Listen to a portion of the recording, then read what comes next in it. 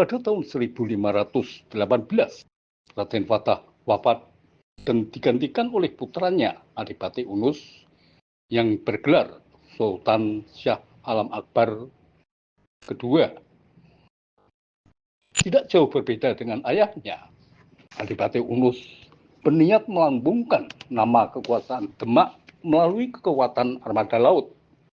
Sebagai mantan laksana mana perang Demak, Adipati Unus paham bahwa kekuatan armada laut inilah yang dijadikan andalan untuk membawa nama Demak ke dunia luar.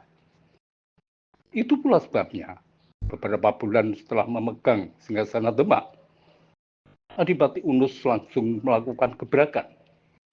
Tidak hanya merekrut anak-anak muda untuk memperkuat armadanya di lautan, produksi pabrik galangan kapal di Poncol Semarang pun ditingkatkan. Sultan Demak kedua itu melipat gandakan produksi pabrik galangan kapal menjadi 100 kapal setiap bulan. Kapasitasnya pun diperbesar dan mampu memuat 600 orang prajurit dengan beban muatan 100 ton atau dengan kapasitas total 1.600 ton per bulan. Pada masa pemerintahan Sultan Yunus inilah, pabrik galangan kapal Demak di Semarang menjadi pabrik galangan kapal terbesar yang pernah ada di Asia Tenggara. Jumlah kapal perang Demak menjadi berlipat-lipat sehingga Demak muncul sebagai negeri maritim yang tangguh, disegani, ditakuti kawan maupun lawan. Dengan gebrakan itu, Adipati Unus berharap selain Demak berjaya di lautan, juga terlampiaskan dendamnya kepada orang-orang berambut jagung atau orang Portugis yang pernah meluluh lantakkan Angkatan Laut Demak pada pertempuran di Portugis tahun 1512. Dengan gebrakan itu, Adipati Unus berharap selain Demak berjaya di lautan, juga terlampiaskan dendamnya kepada orang-orang berambut jagung atau orang-orang Portugis yang pernah meluluh lantakkan Angkatan Laut Demak saat menggempur Portugis di Malaka pada tahun 1512. Dengan diributnya Malaka dari tangan Portugis, tidak hanya Demak yang akan menguasai jalur perdagangan rempah-rempah yang kala itu berpusat di Malaka, namun Demak juga bisa menghancurkan Portugis atau paling tidak membendung ekspansi Portugis yang kala itu sudah menjarah Samudra Pasai. Bagi Demak, direbutnya Malaka oleh Portugis dipandang sebagai sebuah ancaman. Sayang, tekad Adipati merebut Malaka dari tangan Portugis gagal. Dalam perang besar di tahun 1521 itu, Demak harus membayar mahal dari 100 kapal dengan kekuatan 30.000 prajurit yang dikirim ke Malaka. Yang berhasil selamat kembali ke Demak hanya 20 kapal. 80 sisanya hancur, terbakar, dan tenggelam. Korban jiwa pun tak terhitung. Dalam pertempuran itu, Adipati Unus gugur yang selanjutnya dikenal dengan sebutan Pangeran Sabrang Lor, yaitu pangeran yang meninggal di daerah seberang bagian utara. Di tahun 1522, Pangeran Trenggono naik tahta menjadi Sultan Demak ketiga menggantikan Adipati Unus. Di bawah pemerintahan Sultan Trenggono, Demak berkembang pesat dan menjadi negeri yang sangat sibuk. Cita-cita Pangeran Trenggono hanya satu, yaitu menyatukan tanah Jawa di bawah kekuasaan Demak, sekaligus membendung ekspansi orang-orang Portugis ke tanah Jawa. Dari laporan para Sandi, Sultan Trenggono mendengar kini banyak negeri-negeri Hindu yang melakukan kerjasama dengan Portugis karena takut diserang orang-orang Islam Demak. Di tahun 1522 itu, Raja Sunda malah telah mengizinkan bangsa-bangsa Portugis untuk membangun benteng pertahanan di Bandar Kelapa. Pembangunan benteng pertahanan itu dipimpin oleh Franciscus de Sá. Kabar tidak mengenakan itulah yang kemudian memicu Sultan Trenggono menggerakkan pasukannya ke tanah Jawa bagian barat, dipimpin oleh Fathahillah atau yang kemudian dikenal dengan nama Sunan Gunung Jati. Tahun 1527,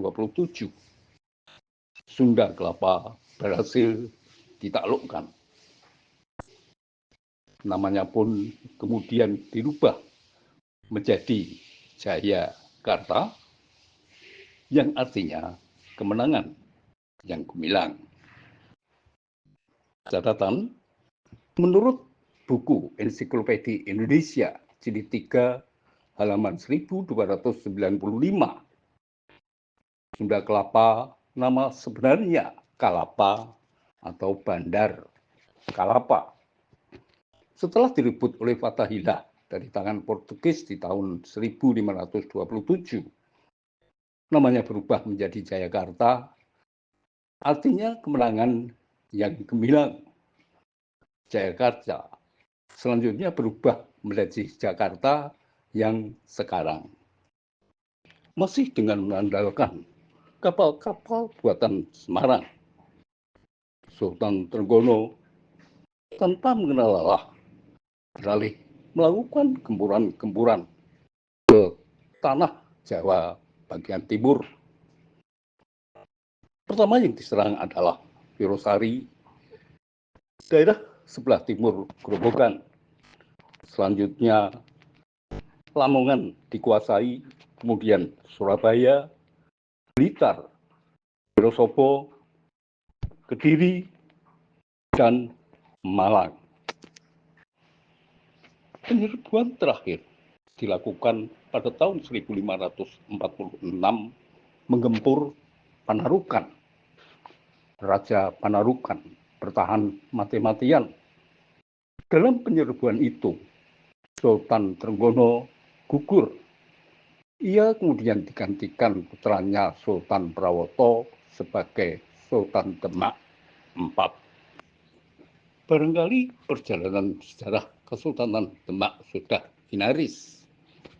Melesat-pesat hanya dalam tempo 3 tahun setelah Raden Patah menjadi Sultan, Demak muncul sebagai negara besar. Sayangnya, usia kerajaan Islam pertama di tanah Jawa Tengah itu tidak berlangsung lama, hanya sekitar 71 tahun.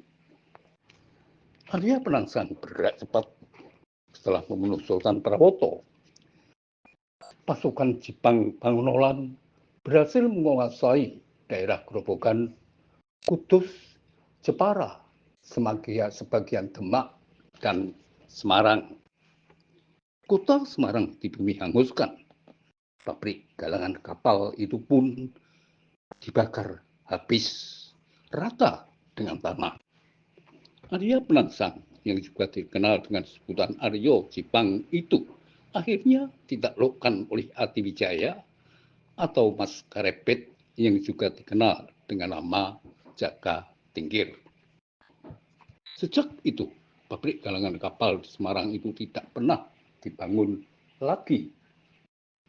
Kerajaan Islam Demak oleh Atiwijaya kemudian dipindahkan ke daerah pedalaman, yaitu di Pajang. Napas kerajaannya pun berubah dari yang semula maritim menjadi agraris. Demak hancur setelah terjadi perang saudara atau pemberontakan yang dilakukan oleh Arya Penangsang. Adipati Jipang Panolan yang juga cucu Raden Patah itu memberontak lantaran sakit hati setelah ayahnya Pangeran Kingkin atau Pangeran Surowiyoto dibunuh Sultan Prawoto. Jasadnya ditemukan di pinggir kali yang oleh masyarakat kemudian dikenal dengan sebutan Pangeran Sekar Setolepen atau pangeran yang meninggal di tepi sungai. Catatan Profesor Dr. Hasanuddin dalam buku Misteri Syekh Siti Jenar halaman 417 menulis, Mas Karepet adalah putra Ki Ageng Kebo Kenongo dari Pengging. Diberi nama Mas Karepet karena saat lahir ayahnya sedang nanggap wayang beber dalangnya Ki Ageng Tingkir.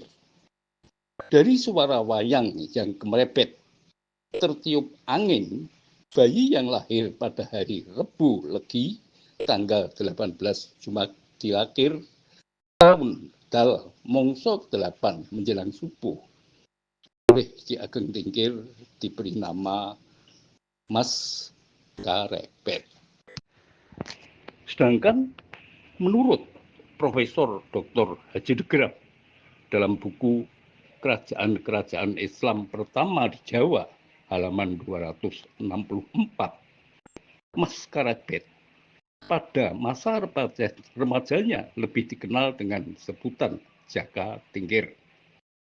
Disebut Jaka Tingkir karena ia tinggal di desa Tingkir setelah dipungut anak angkat oleh Ki Ageng Tingkir. Terima kasih sudah menyimak kisah ini dan tunggu kisah-kisah selanjutnya yang lebih menarik. Semoga bermanfaat dan terima kasih. Jangan lupa, jika ada hal-hal yang perlu ditambahkan atau dikurangi, tulis saja dalam kolom komentar yang telah disediakan. Sekali lagi, terima kasih.